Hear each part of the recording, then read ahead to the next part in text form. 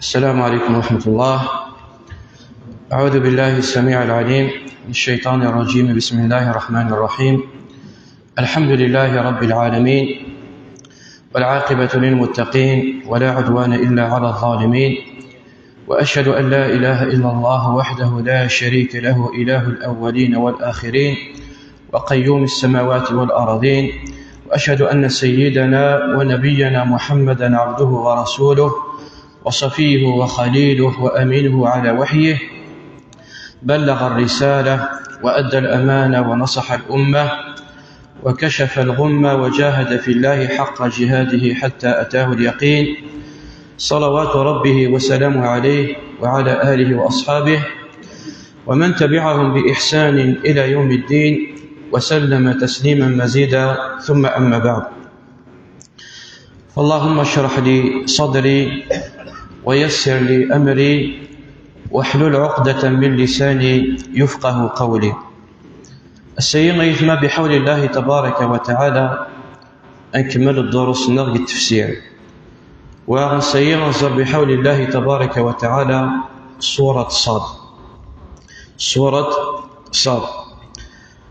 فإقرأ رب العالمين. بسم الله الرحمن الرحيم. صاد والقرآن ذي الذكر بل الذين كفروا في عزة وشقاق كما أهلكنا من قبلهم من قرن فنادوا ولا حين مناص وعجبوا أن جاءهم منذر منهم وقال الكافرون هذا ساحر كذاب أجعل الآلهة إلها واحدا إن هذا لشيء عجاب. وانطلق الملأ منهم أن امشوا واصبروا على آلهتكم إن هذا لشيء يراد ما سمعنا بهذا في الملة الآخرة إن هذا إلا اختلاق أنزل عليه الذكر من بيننا بل هم في شك من ذكري بل لما يذوقوا عذاب أم عندهم خزائن رحمة ربك العزيز الوهاب أم لهم ملك السماوات والأرض وما بينهما فليرتقوا في الأسباب. سورة صاد سورة مكية، سورة تنزل مكة، وسعى حوالي 88 آية. وقبل نكشم تفسير السورة نفهم المعاني للآية هي أنا عالم دا شو من السبب النزول صاد والقرآن للذكر بل الذين كفروا في عزة وشقاق أميلين للآية هي إتقرض مرة دا شو من السبب وكين نزل رب العالمين الآية هي النبي محمد عليه الصلاة والسلام يتمغى كثعلم بمكة المكرمة من بعد ما أعلن عن دعوته، من بعد ما يغثي والصلاة رب العالمين يوكن يصدع بالحق، يوكن ينشر الدعوين اسمي في لغة الدعوين السرية ثقل في لغة الدعوين الجهرية، يجهرس الحق، يدعو كلمة لا إله إلا الله محمد رسول الله علانية، إعنثنا لسواق إنسان، إعنثنا نوادي إنسان، وين يغيد يوفى قبريل تبدون الدعوين ستسدوه بدون تكشم دا الإسلام أزو حزوة وفان الدعوين اسمي غير سلام البداية اسمي ولا كان يثمرك ولا أنه أمر خطير ولا أن النبي محمد عليه الصلاة والسلام يود الدين دا جديد. فالحاجة ثم زوارث روح نديرك تعميس أبا طالب لأنه الإنسان في ربان الإنسان في نهود الإنسان إلى آخره. يسد وفد قريش نخدم هكا خلاصة هكا تسمطر انت شوية باش كان غد أدناوتك ننكشم أصول بالموضوع. وسند وفد قريش من أسياد زعماء قريش أعمس أبا طالب فلننس يا أبا طالب أثن مسني مجيء سب آلهتنا وعاب ديننا وسفه أحلامنا وضلل آباءنا. أثني تسبوا الدين النوم، أثني تضليل مولانا النوم، أثني تعيب الدين النوم. فإما أن تكفه عنا وإما أن تخلي بيننا وبينه. يا إما مستنيت حبس دين سعيت لي ليميت حبس دين كفه عنا. إن سوريت سبار الدين النوم، إن سوريت تضليل راه وريت كفير راه مولانا النوم، إن سوريت تعيب الدين النوم. يا إما غادي يحبس يا إما تجخد الحساب يا نغض الإنسان. الرث سوا العالي هكا وروحه وهي بداية الأمر. ولكن النبي عليه الصلاة والسلام يتمام الدعوة ينسي خدميت الدعوة يزدي أمر رب العالمين، الرسالة يزدي فكار رب العالمين الدم في الناس. ثم غسمي ولا كفار قريش أنه الدعوة يستبدو تسدو الدين يبدو يتكشم ولا ول. بدا انت تتذكر شويه من المساومات، شويه من التغريرات. من بين المساومات انه نسيا محمد صلى الله عليه وسلم ايدنا عبد الالهين تسقاس اتعرضت الاله نغسقاس وذنيني غنمساوى كني سقارون نبارطاجي غسقاس اسقاس اسقاس نعبد الالهينش المساوى الديانينش اسقاس تستدعى ورنو نعبد كني سقارون ديانا المساوى هذه لي العدل والمساواة. ومن بين المساواة كذلك أنه من لقطة الأسود بن عبد المطلب والوليد بن المغيرة وأمية بن خلف والعاص بن وائل ملقد النبي عليه الصلاة والسلام وهو يطوف بالكعبة. فنسي محمد إيدا عبد الإلهينش وتعبدت الآلهة وممتو في نفس الوقت. نكني غنعبد الإلهينش والشي غتعبدت الآلهة. فما إلا الخير إلا ديال الإلهينش أثن نوي الحظ النو نوي غمور النو. وما إلا الخير ديال الآلهة النو ولا الشي غتسوي ديال الخير إلا غير نزيله. فغينزل رب العالمين قوله تعالى: قل يا أيها الكافرون لا أعبد ما تعبدون، لا أعبد ما تعبدون ولا أنتم عابدون ما أعبد ولا أنا عابد ما عبدتم ولا أنتم عابدون ما أعبد لكم دينكم ولي دين. نخدم على تشكشوكا ونسخلطها العبد غدينيك وتعبد الديني سيد المسقار تشكشوكا نسقط سعيم الديني نوان ساعة الديني نوان تبغي ما تسمع الدينين وتعرف مليون الإله الله بارك، وإلا سعيم الدين نوان ساعة الدينين. مساومات بغانا نكدخل من المساومات. النبي عليه الصلاة والسلام استمر بالدعوة يمس وفندو وتشارع وسند عميس أبا طالب يوكنت هددن أبريدين وسند يوكنت هددن. فننس يا أبا طالب إن لك سنا وشرفا ومنزلة عندنا كما تعلم. لنا الشيخ العبدين نظام خرا وذ العبدين لنا سنة 9 الشرف من بني هاشم وذ العبدين لنا ساعات المكانة غور النور. فقد استنهيناك عن ابن أخيك فلم تنهه. نسد غورك مقبل ننهاك في ميس عميش في ميس نيماج ننهاك دينا صدي خطومة بريدية أثنو فيك سنهي طارا يا إما ما فيك تجد ويرانو يا إما هذه شيء غيدي ويغكايا. يروح يزرع النبي عليه الصلاة والسلام عميس أبا طالب زرع النبي عليه الصلاة والسلام الناس حبسوا تضحى صادر يروح يزرع يهضر سكر الناس طوالات القومين كثان تهديد نية وكذا العبدي لا نظام قران وتحمل غير كنيس قام الضغطية. شو سنة النبي عليه الصلاة والسلام الناس والله ما تجي غدينية قال له كان الخدمة انت شو الخدمة إما أن أمت أو يظهره الله يا غذمثو يا غتديرين ربي إن كاين رسالين وتبلغوا استمر النبي عليه الصلاة والسلام بالدعوة ينس أميلين بدون تكشى من الإسلام حتى أسلم حمزة بن عبد المطلب وعمر بن الخطاب رضي ربي في الناس. يعني كشمنت السنين لنا الله يبارك اسمين اللي تكشى من كيا العبادة إركاز دمية شهية الشوكة من قريش بدون ضعاف فرا بدون تاس الناس اللي وكنا أفغررا بعض التغريرات.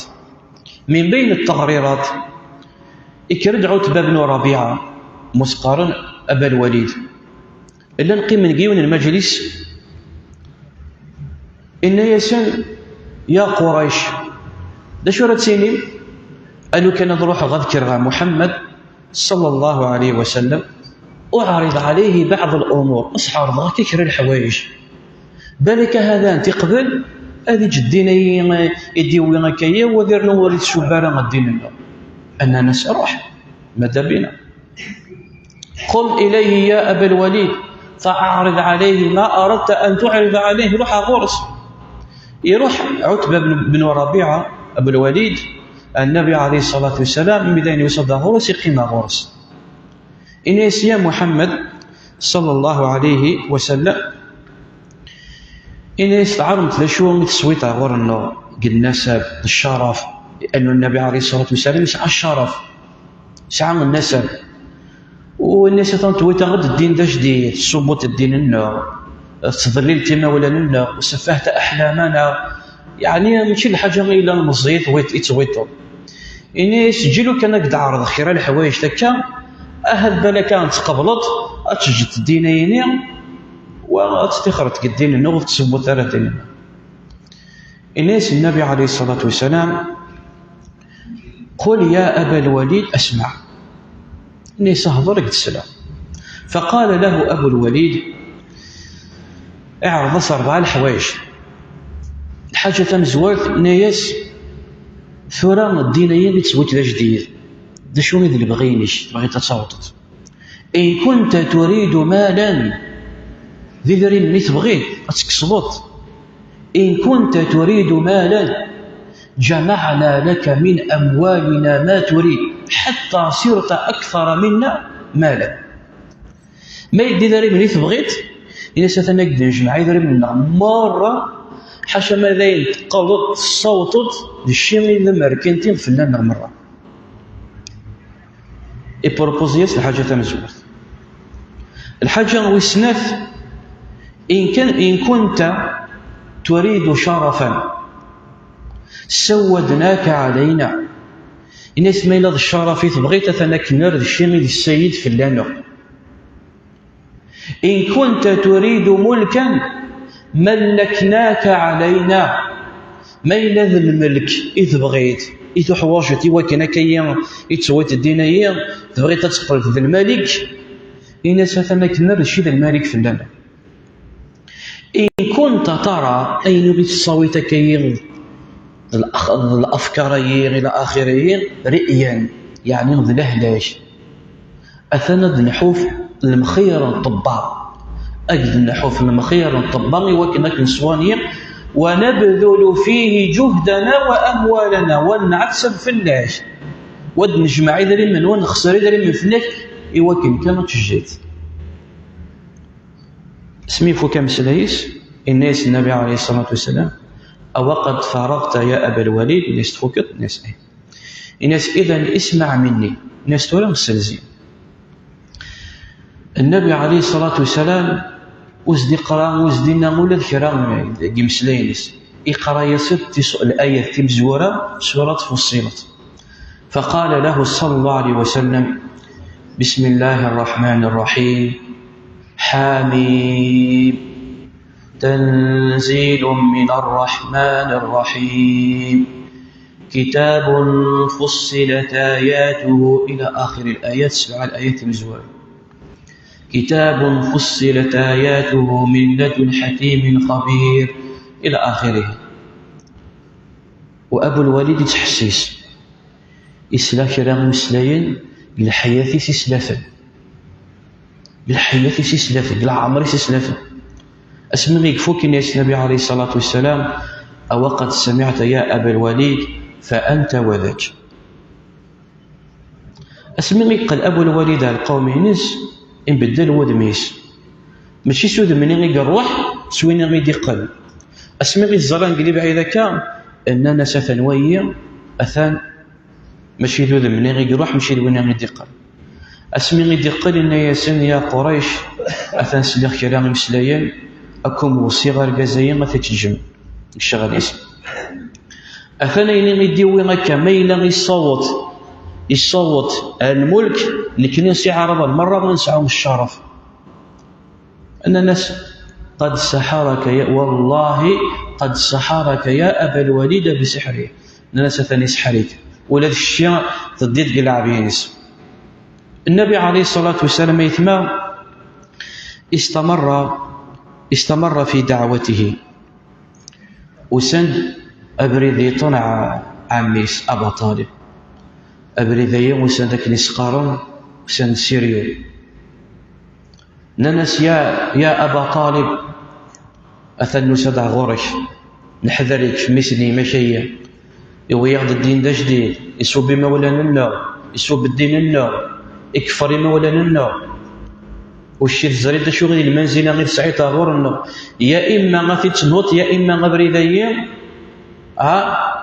يكف بيننا وبينه ناس بعد باش سلنا لفا دانا وداو الصوت يأسن يكشم عمر بن الخطاب الإسلام يكشم حمزة بن أبي طالب الإسلام صوت ناس ناس كنا ذي الدين لنا وسج الدين اسم له دينه ولا ندين أريد الشب ولا كان دين لنا ونسا غادي شغلي ما نيس قدين ينس وممكن غنشغلي ما نقص الدين لنا ذلك كان نحوج يروح النبي عليه الصلاة والسلام يهضر صار لأن سنعرضنا كذا كان شتايا تكف عن ديننا ونكف عن دينك لك دينك ولنا ديننا سعيت الدين لك سعيت نسعى ديننا ورد شبارك ديننا.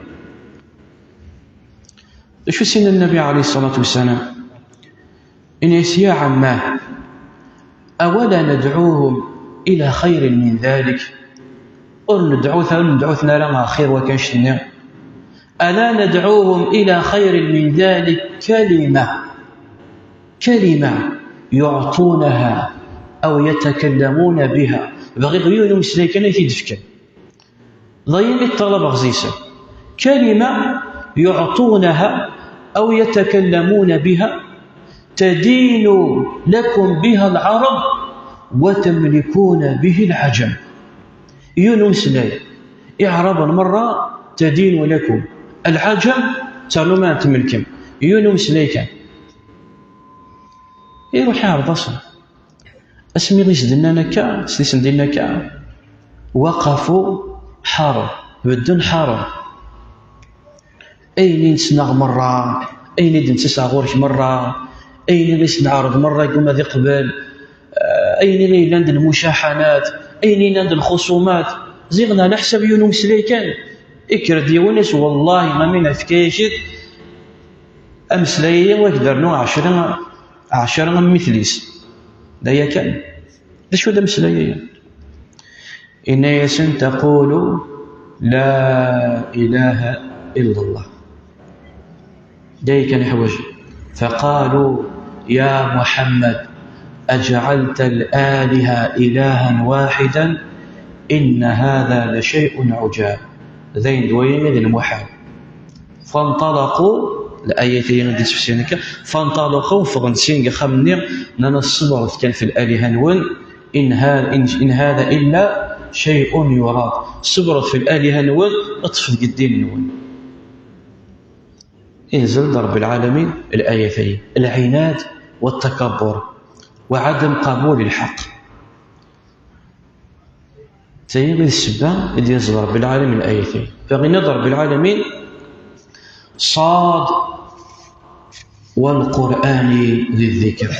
صاد من الحروف المقطعة نزرت ديجاك أحد الدروس الحروف المقطعية ألف لام ميم ألف لام را صاد حاميم عين سين قاف تيكي قامت بالحروف المقطعة نزرق أنت كيدا شو غير المعنى في الدروس عدان وناد أنه من بين الأقوال أنه رب العالمين تحداه الحروفيين حروف العرب يتحدثنا رب العالمين تسلو غنسن إوا كند نزل ولو آية سورة ثم تحداهم بآية ولو بآية إن رب العالمين والقرآن ذي الذكر.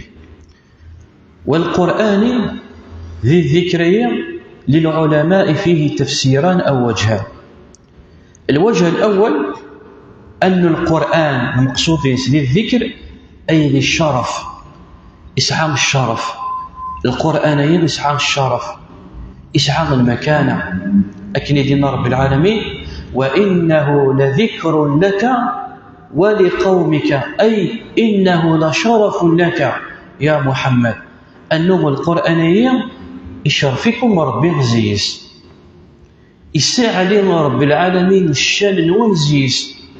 لكن يدين النبي محمد عليه الصلاة والسلام إن هذا القرآن يرفع إن الله يرفع بهذا القرآن أقواما ويضع به آخرين.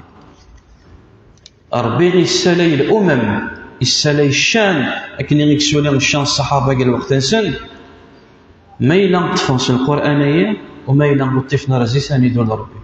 وكما قال عليه الصلاة والسلام خيركم من تعلم القرآن وعلمه. فالمقصود أنه والقرآن ذي الذكر أي ذي الشرف وذي الشأن.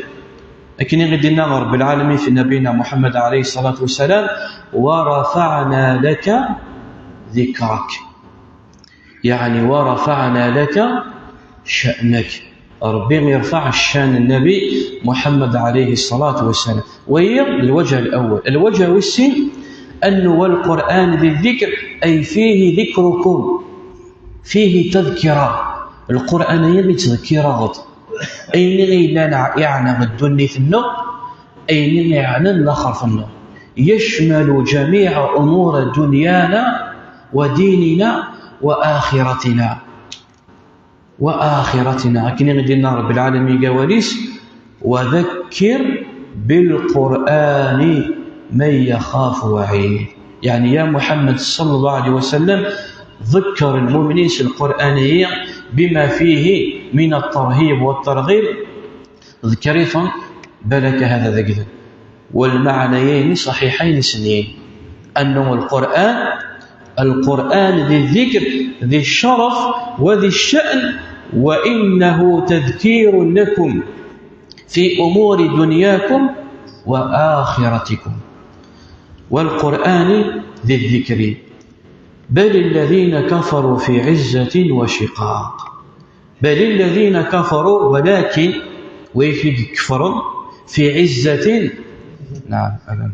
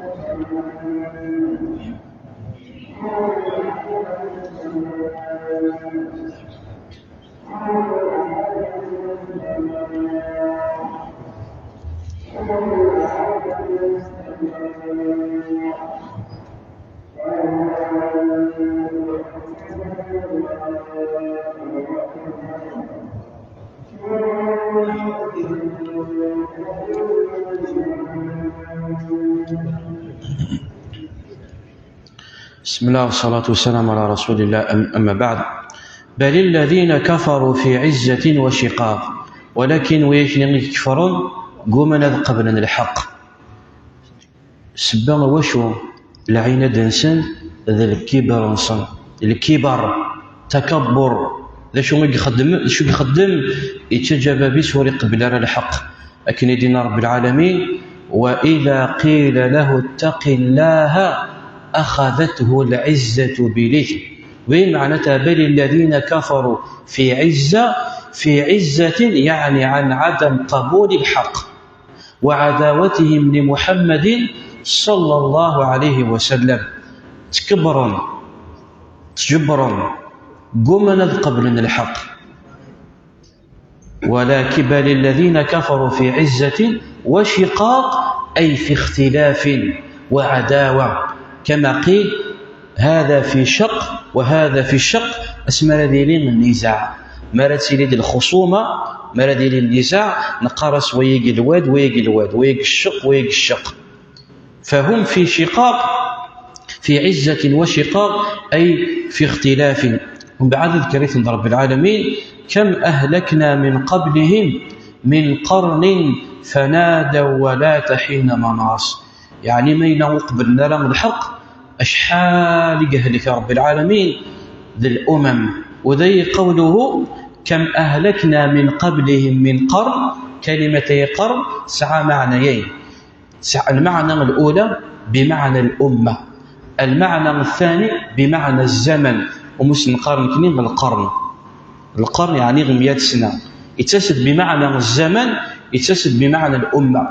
وذي المقصود ذي بمعنى الأمة. أشحال يهلك رب العالمين من قرن، يعني أشحال يهلك رب العالمين ذي الأمم.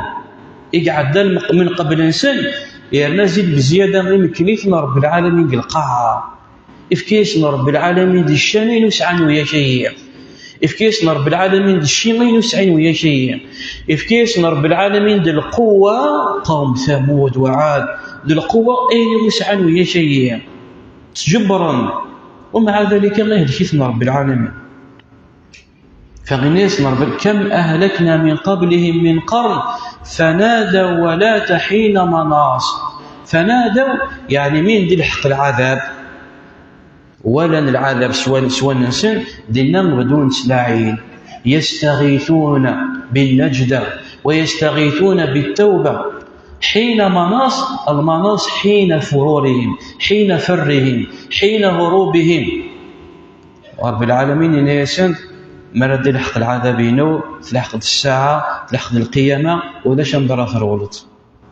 فغاك الناس دي الحق العذابي ويكني مزورة أكني يهلك رب العالمين يكني مزورة الناس ولا ربي يزمركم يهل الشيء ولا تشينوين. فقال لهم وعجبوا شو السبع يقوم أنا ذمنا وعجبوا أن جاءهم منذر منهم. نعجبا يوسيسن منذر منهم يعني من جنسهم، لأنه من بين وشو قمنا ذجنا ذمنا قالوا أبشر يهدوننا. بغانا لو كان سندش يا رب العالمين ملك من الملائكة وما منعوا أن يؤمنوا إلا أن قالوا أبشر يهدوننا. ورب العالمين من حكمته أنه قد شيعد الأمين مرة الأمم قعدان أمة صالح ثمود الأنبياء مرة يتشيع رب العالمين النبي إلا صغار صغار منهم من جنسهم، أولا من جنس البشر، ثانيا منهم لأنه عشرنث ولنث سننث إكرد ذي ذنسن إتواربا ذي ذنسن. ولهذا النبي محمد صلى الله عليه وسلم أمشيني إلا غيثما يتوسما غرصا بالصادق الأمين.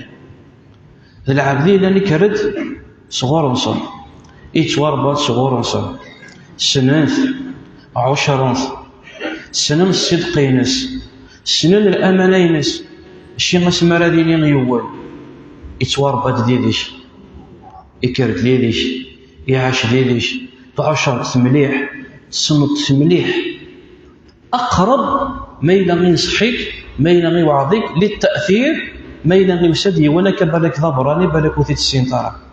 ولهذا النبي محمد عليه الصلاة والسلام اسمي غير ينزل رب العالمين في الناس وأنذر عشيرتك الأقربين يولينا جبل الصفا يبدون يتلاعيد يا بني فهد يا بني هاشم يا بني عبد المطلب يولينا شوف اللي ودراري يتلاعي يا سنت اسمي غير نجمع المرة وشو مسلينا إنس أرأيتم ألو كانكم دينيا زدفير وذراري ثورة كيا يون الجيش يتسدود ديزدون في اللون أو كنتم مصدقين أي ثمنا نسمع ما جربنا عليك إلا صدقا ذي تسيدت ينتفع ورش جميع نكسد الكذب فغير أسمي سنين نغم بعد إني إذا لكم نذير بين عذاب شديد ولو لكم أنا ثمنا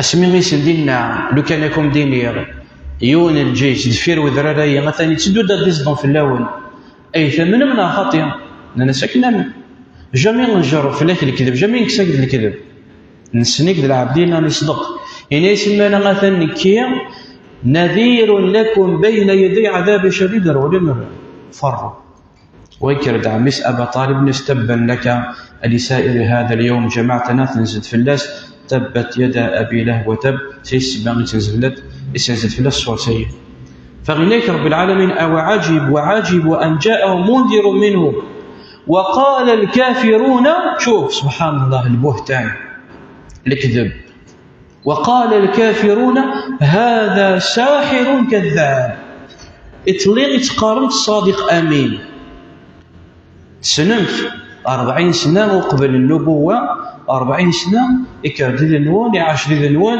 يتوربد ذي النوان وين يكسع عن الامانه غتسياوي غاغورس يتلين تهضر فلاس قال الصادق امين بين ليله وضحى تتهم في الشعوذه تتهم في السحر تتهم في الكذب تتهم في الجنون وذويغ البهتان فغنيك رب العالمين وعجبوا أن جاءهم منذر منهم وقال الكافرون هذا ساحر كذاب أجعل الآلهة إلها واحدا إن هذا لشيء عجاب مغيس الدنا عيون مسلكا في كميثيد تدين لكم بها العرب وتملكون به العجب إن لا إله إلا الله قالوا أجعلت الآلهة إلها واحدا إن هذا لشيء عجاب وانطلق الملأ منه من بعد كشنير يعني يحسن الناس ثانويوكم دي سفكارا ما يلي غيث بغير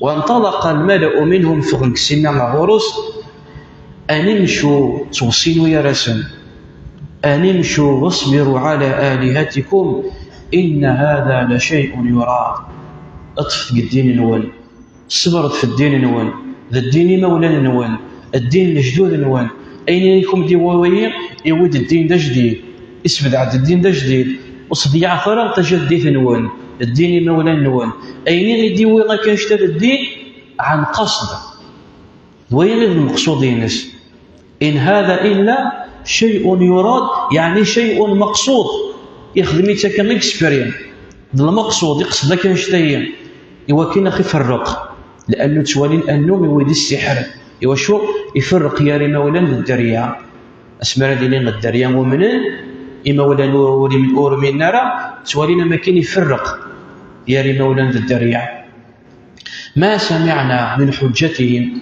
الموهومه المزعومه ما سمعنا بهذا في المله الاخره إن هذا إلا اختلاق ونسينا كما جدود أو نسينا جدود النوع لا جدود النوع أين غيدي وما كذا جديد ورنسلان كنيم ورنسلان جدود النوع ما سمعنا بهذا في الملة الآخرة إن هذا إلا اختلاق إلا ابتداع إوتي صغور سكان أأنزل عليه الذكر من بيننا بل هم في شك من ذكري بل لما يذوقوا عذاب من حسدهم وعنادهم وتكبرهم أن يقرنس وشود سكن إيواشو الرسالة يختاريت ربي غني تسكن أأنزل عليه الذكر من بيننا ونحن أسياد قريش، لأنه أننا سوى شو وليختار رب العالمين أسياد قريش، أسياد إنسان أمية بن خلف وأبو جهل وعتبة بن ربيعة، الأسياد سنين المعروفة. يختار رب العالمين زينة أأنزل عليه الذكر من بيننا، إن يسن ربي بل لهم في شك من ذكري بل لما يذوقوا العذاب. ثم ما ينغص عن الشك أسمى لا سندلح العذاب الشك اللي مرة ما تكسب. وكما قيل الشك يزول باليقين، ونكس عن كراك الشك ذاك الدنيا أسمى لا تسمح الآخر هذه ولا كل سوانيس لنا ما ذيك الشك، ذينا ما ذيك الشك بل لما يذوقوا عذاب أم عندهم خزائن رحمة ربك العزيز الوهاب. ما يلمس عن ملكي كرا ذاك الدنيا، ما يلمس عن الشي ذاك الدنيا، وكل شيء لله. أينينا ذاك الدنيا مرة من ملكوت السماوات والأرض لله عز وجل. فثيا ينزل رب العالمين الآية ثيا السبع هو كنشتيا أن كفار قريش ادعثنا النبي عليه الصلاة والسلام إلى كلمة واحدة لا إله إلا الله فاستكبروا عنها وقالوا أجعل الآلهة إلها واحدا إن هذا إلا شيء عجاب، إن هذا لشيء عجاب. على كل لو اختي الحق غد يقدر سيدي سدوني إن شاء الله تبارك وتعالى نكمل ما تيسر من تفسير سورة صاد. أكتفي بهذا القدر، أسأل الله عز وجل أن يعلمنا ما ينفعنا وأن ينفعنا بما علمنا وأن يزدنا علما. وأصلي وأسلم على نبينا محمد وعلى آله وصحبه أجمعين.